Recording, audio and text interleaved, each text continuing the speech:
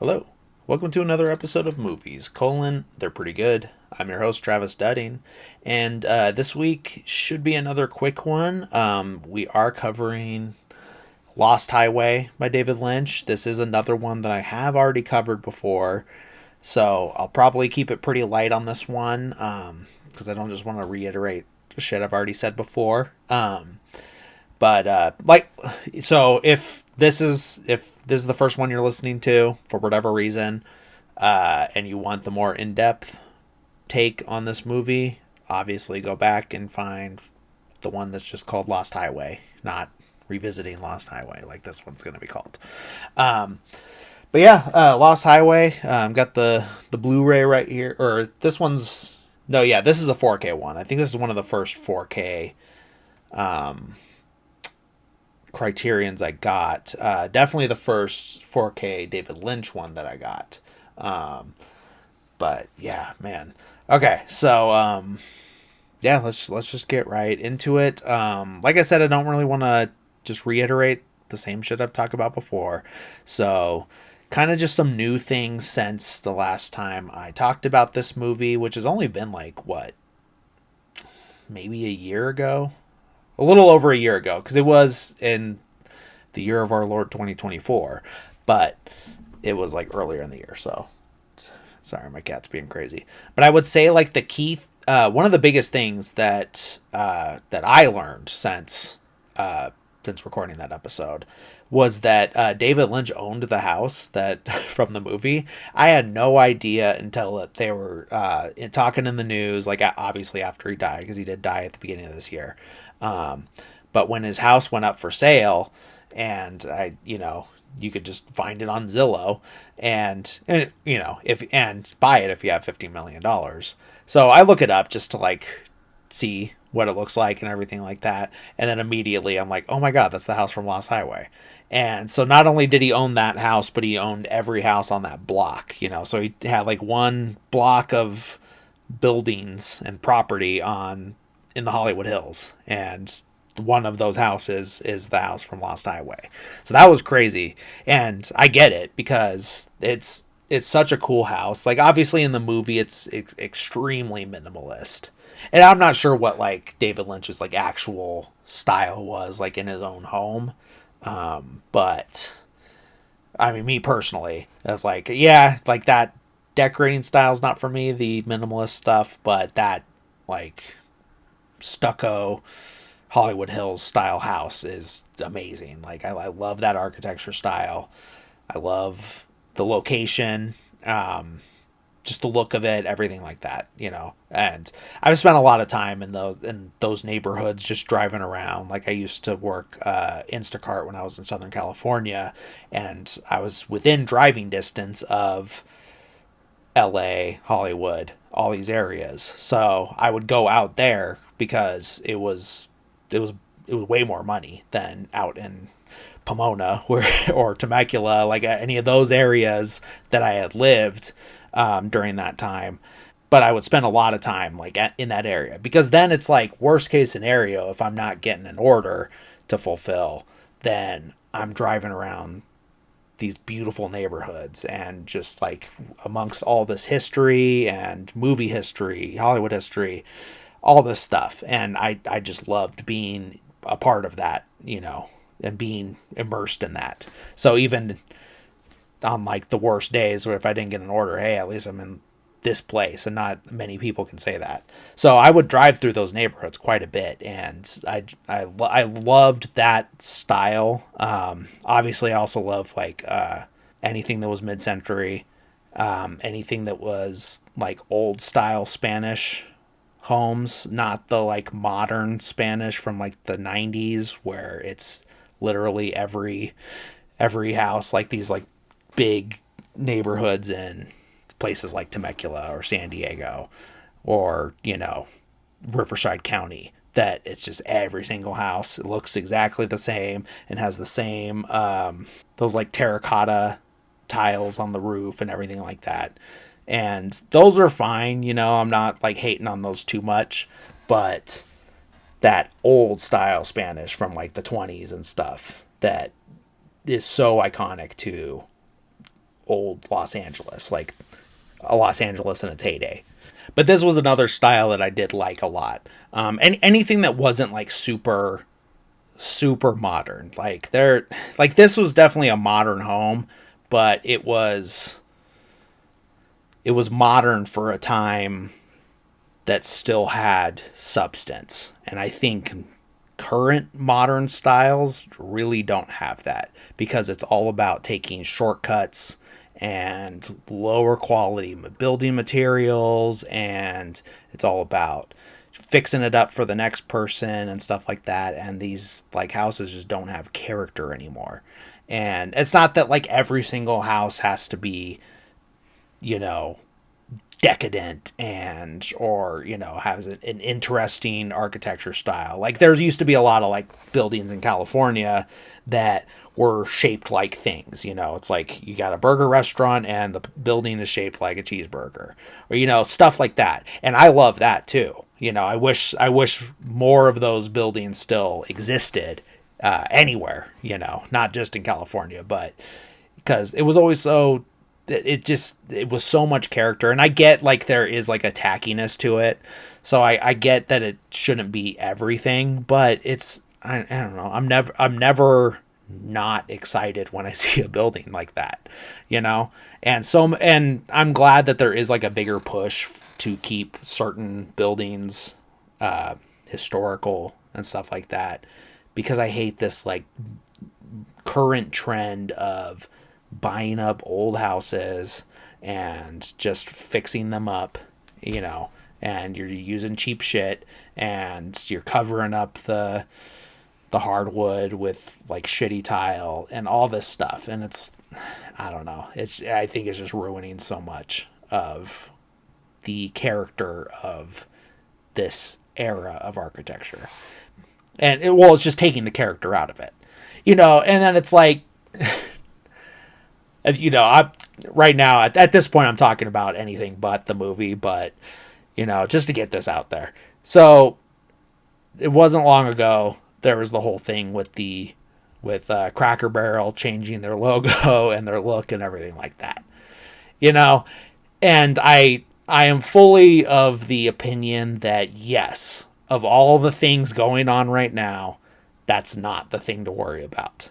Yes, I am 100%, I agree with that. But at the same time, I was just annoyed. It's like, did it ruin my day? No. Because I don't even know last time I ate at a Cracker Barrel. I think when I moved up here, like almost 2 years ago.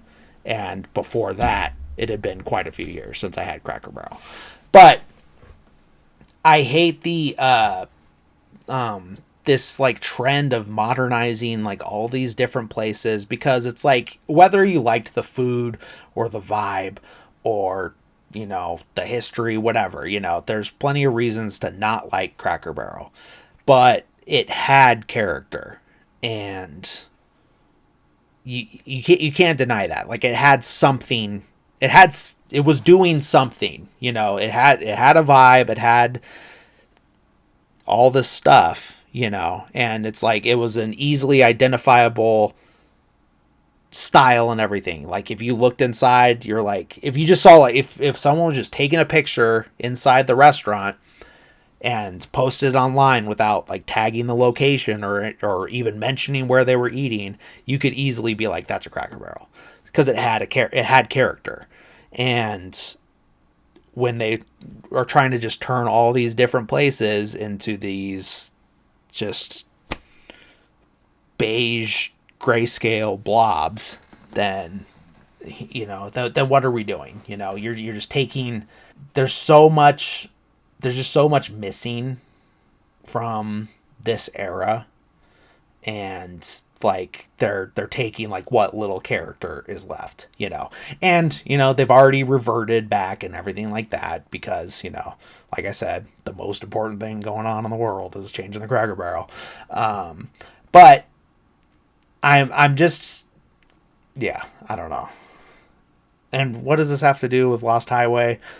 Pretty much nothing. I just got stuck on a rant, but hey, at least this episode's not going to be like 10 minutes long at this point.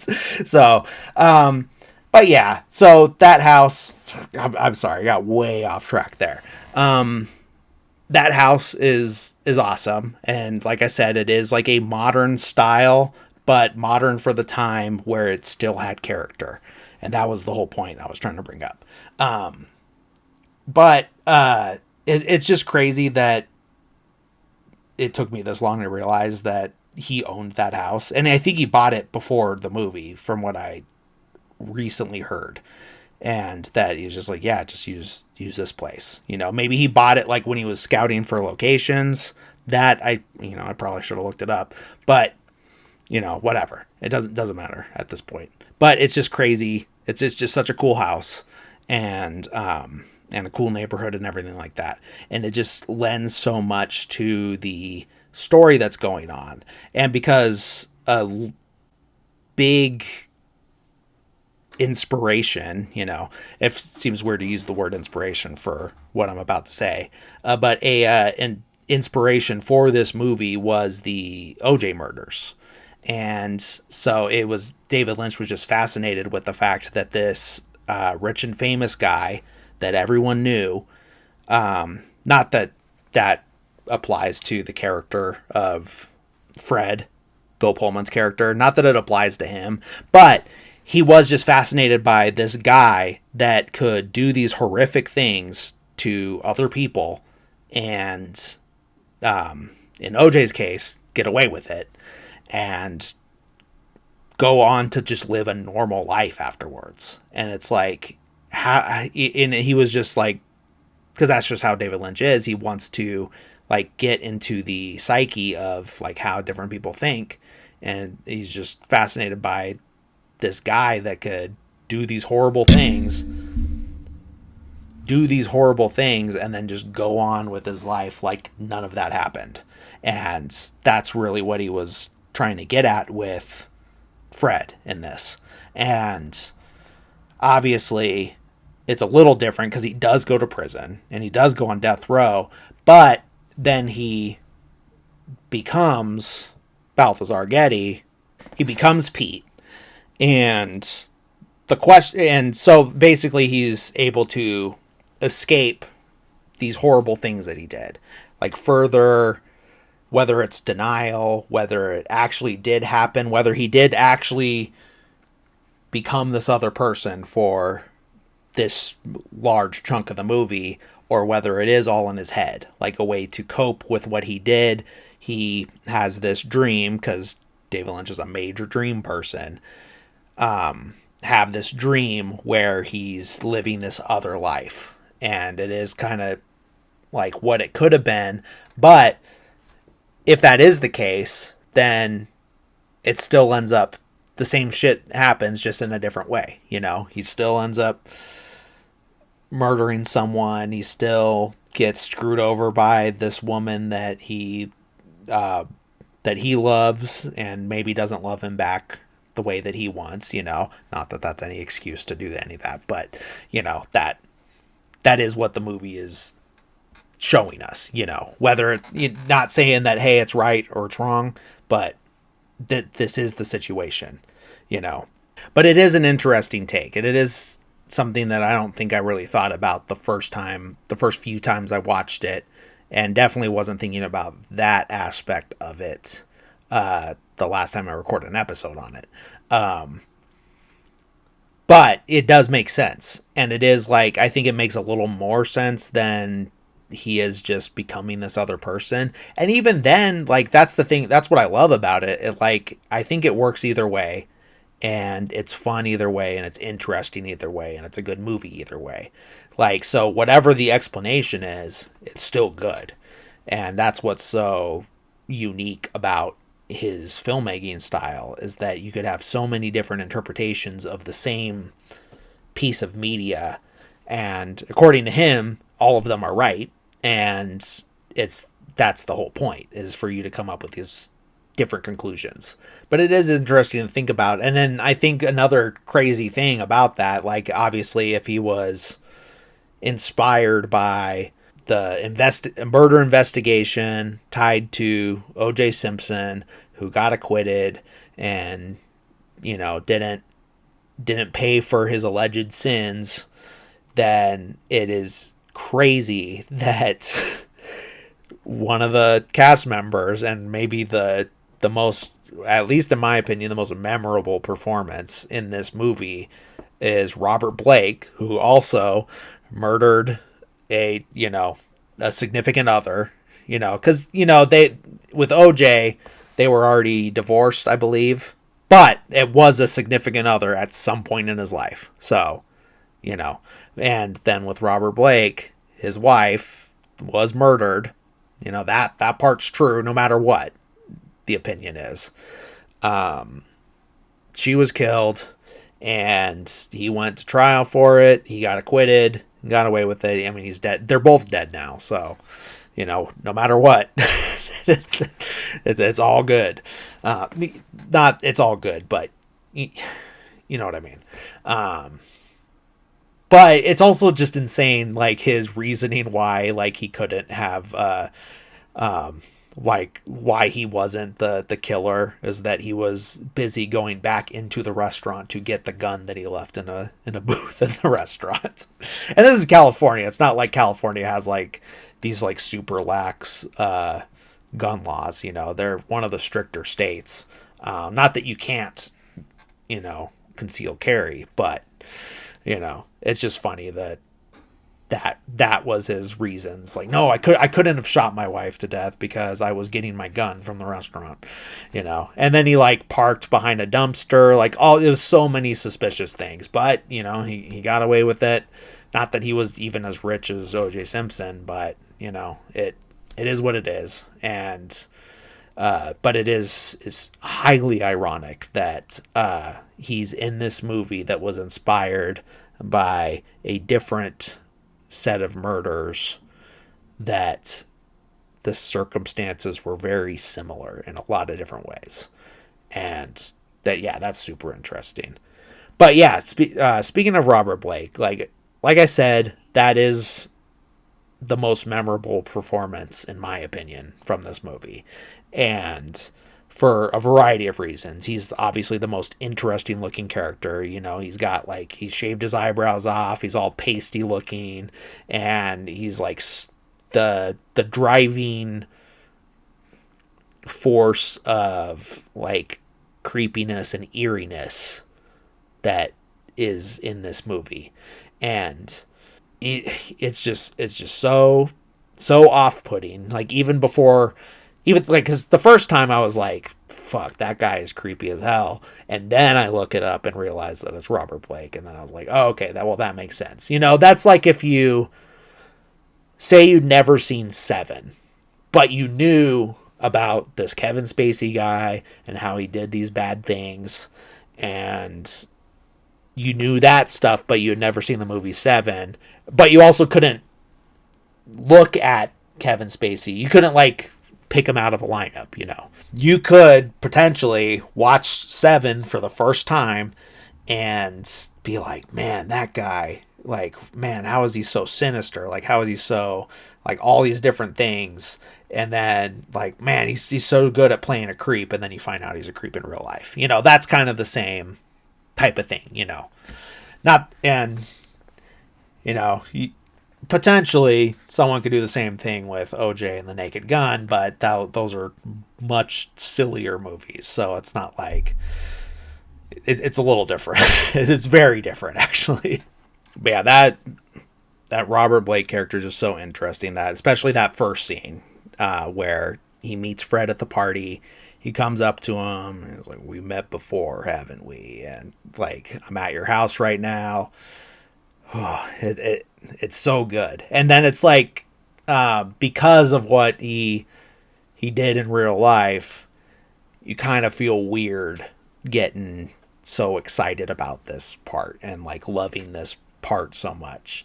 Much like, for me, I think the best example in the realm of film would be Roman Polanski. Obviously, extremely terrible guy that did terrible things, but happened to make some really good movies. And the amount of times that I've watched a movie, I'm like, man, that's so good. And then who directed it? Roman Polanski. And you're like, fuck. And you just feel guilty and all this stuff. I don't really have that with Woody Allen. You know, he did the terrible things, and he has like one movie I really like, and that's it. But with Polanski, it's like you got Rosemary's Baby, you got Chinatown, you got The Tenant, you got The Pianist, you got just all these different movies that are incredible, and it's just a little hard to remove the guy from it when he did so many terrible things. But he's also not the only person that made that movie. And a lot of these movies, some of them were made before that happened, before the terrible thing happened. And a lot of them were made before the general public, or at least I knew about it, because I was born in 89, and you only really, even with being as big of a movie nerd as I am, it takes a little bit before you get to the point where you learn this aspect of this guy's life. And you might not even, I don't even know that I knew, was really aware of his movies. I think I knew about Chinatown, but it took a long time for me to actually see it. I knew about Rosemary's Baby, but also took me a long time to see it. Probably the first one I was aware of was The Pianist, because it did get Oscar buzz. This was the early 2000s, I believe, where I was following this stuff. Even if I wasn't seeing the movies, I was at least aware of the Oscars. I would watch the Oscars, I think, every year since maybe Titanic. It was sometime in the late 90s when I've really started watching them religiously.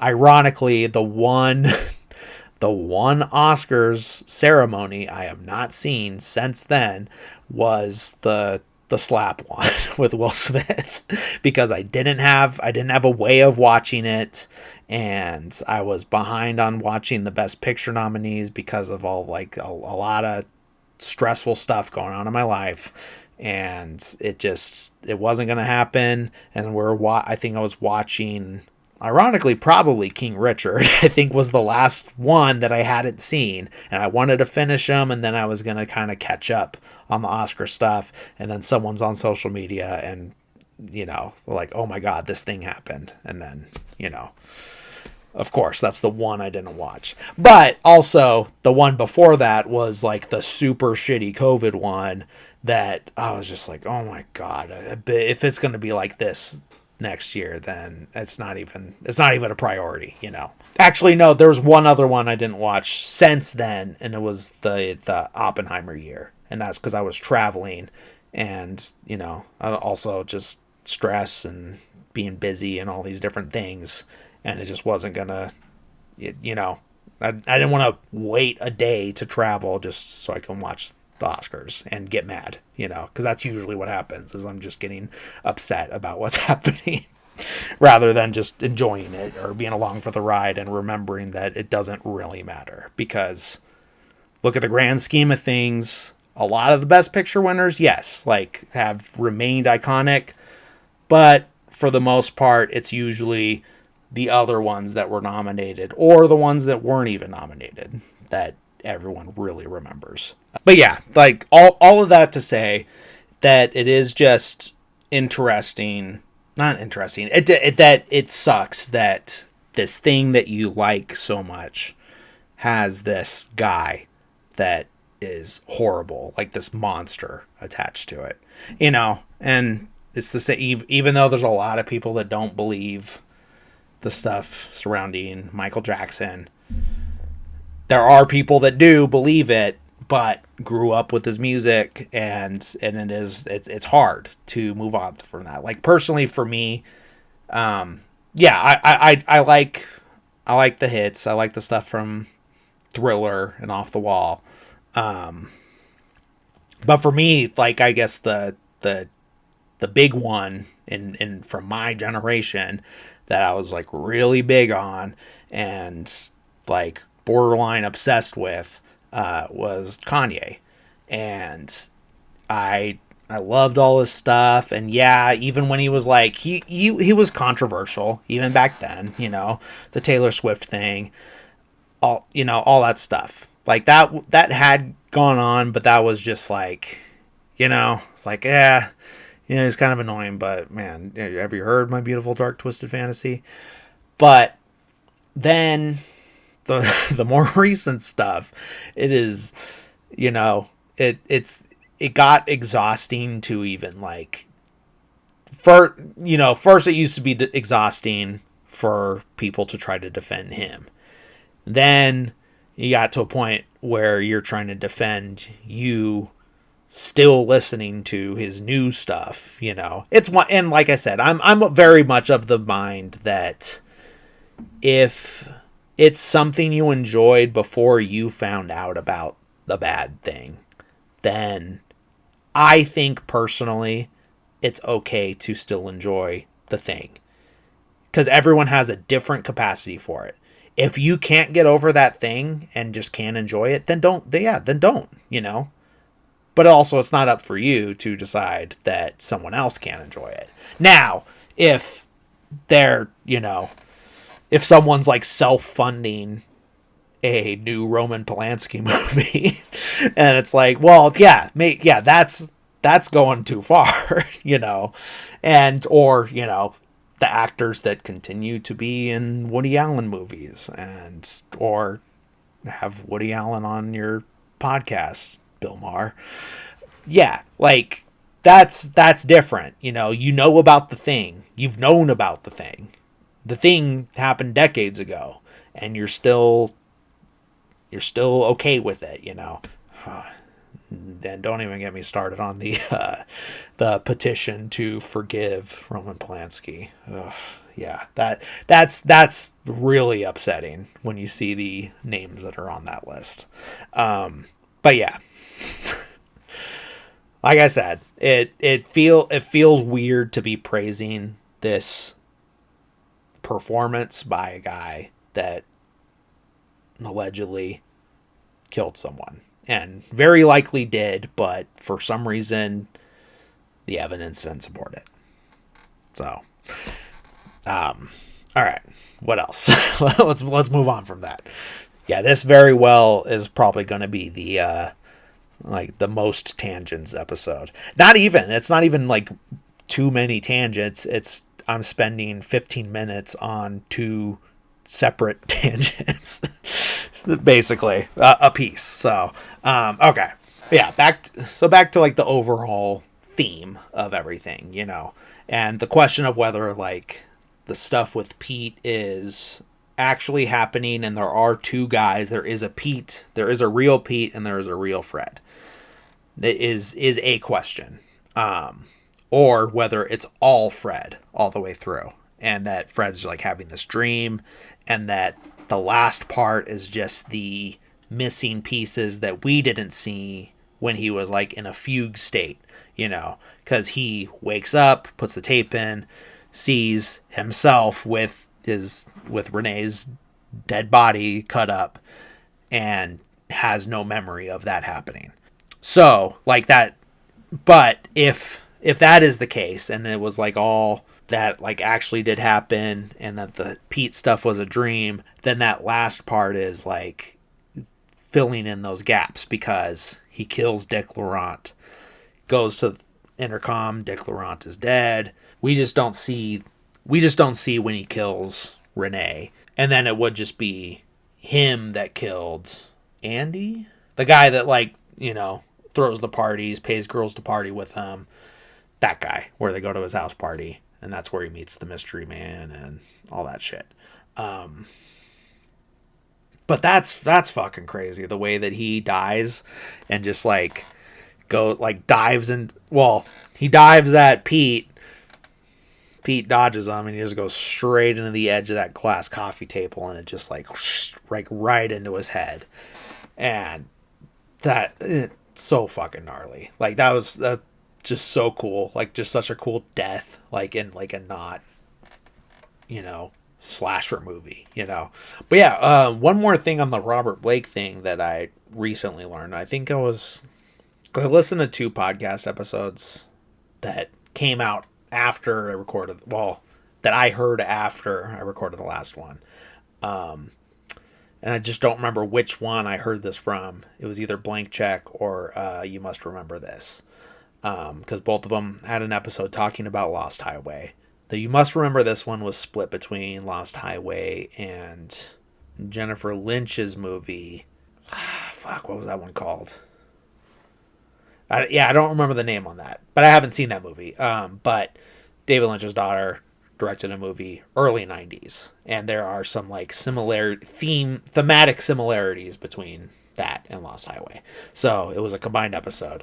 But the fun fact was that Leo DiCaprio's character in Once Upon a Time in Hollywood was based off of Robert Blake, as in being like an actor since a young age, and possibly having a stuntman friend that kills your wife for you, like that type of thing. Like, so a lot of those elements, even though it's not like a 1-for-1, some of those elements were used and kind of inspired by Robert Blake. And I guess it is like dedicated to him, which I never noticed. I don't know why.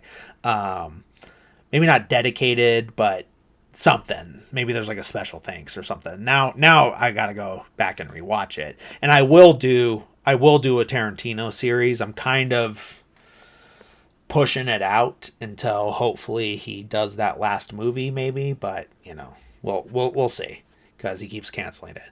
But yeah, I think that theory of it being like most of it being a dream, I feel like that's the one that kind of makes it make the most sense, you know.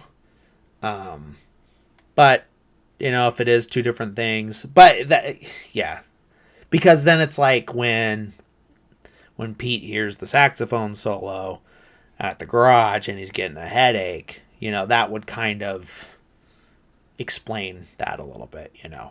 But like I said, either way, it's fun and it's interesting. And it is just like, hey, you know, if this theory kind of makes it make sense, you know, why not? And if it, you know, and it's up to everybody, and that's the beauty of this. Oh yeah, I don't even know how I'm gonna get through trying to explain Inland Empire, but I got like a month or so to worry about that one. But at least with that one, knowing how it was made and everything, it's like it's almost like why would you even bother trying to explain that one? Because just that we know that it was just a series of vignettes filmed, and then it got pieced together later, you know, over the course of a few years. But, you know, we'll worry about that when we get to that one. But yeah, this one was, I believe, not received very well when it first came out. I don't think it was until, I think Straight Stories, the first time people kind of got back on board with him. I will do more research into that before I record that episode. But for sure, Mulholland Drive was where people were like, yeah, he's back, you know. Because even though now Twin Peaks Fire Walk with Me is considered a classic, people fucking hated it when it first came out.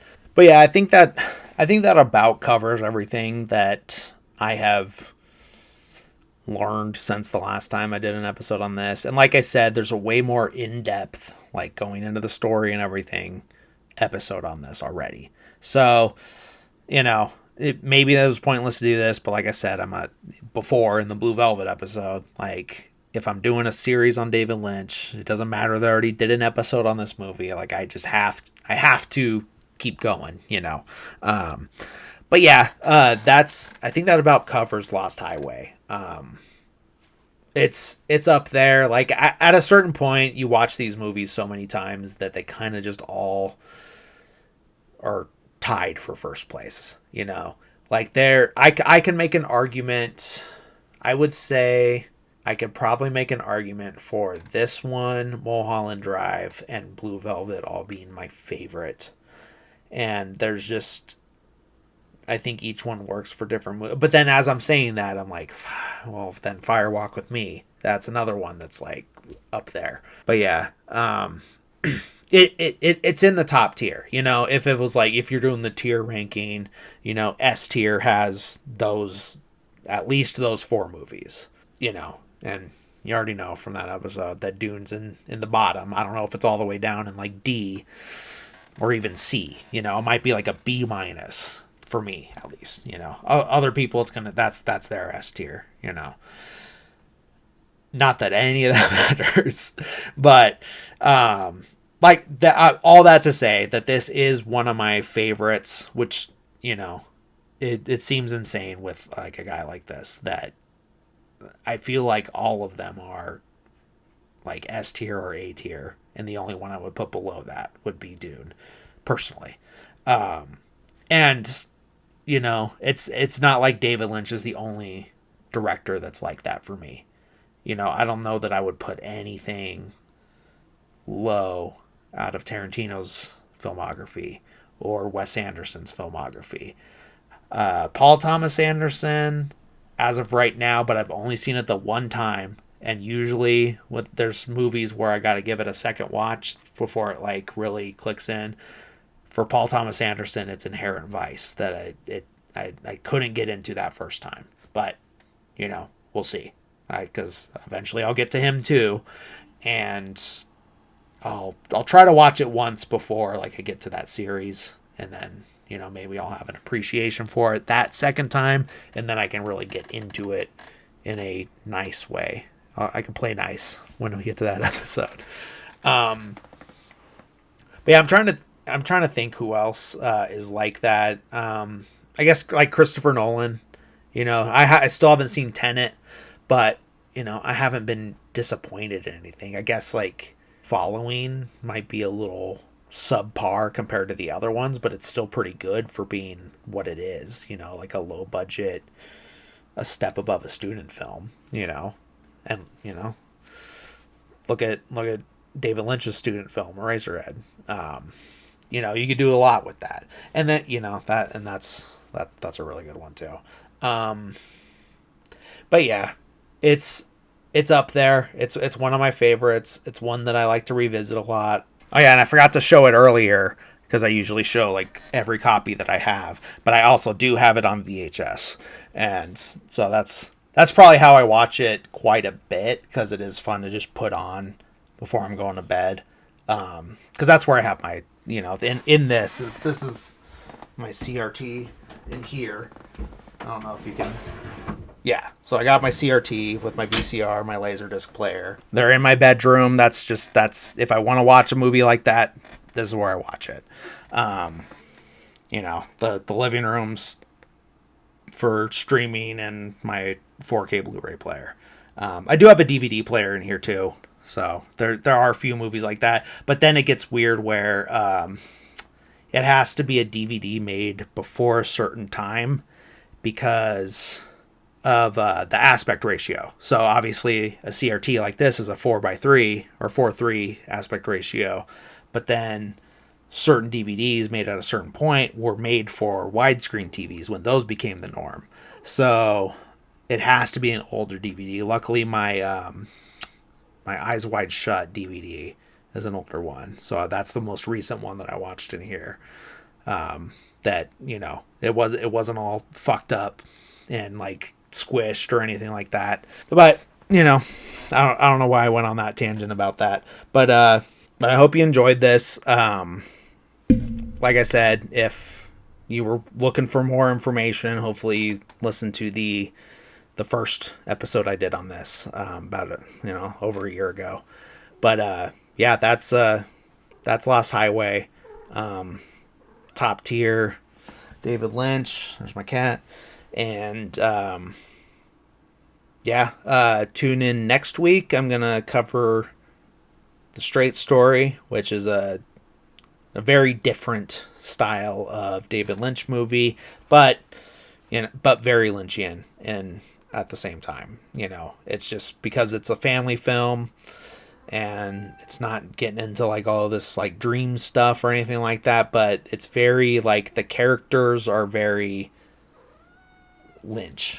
I always try to avoid using that term because it gets so like wrongfully used and misused, I guess.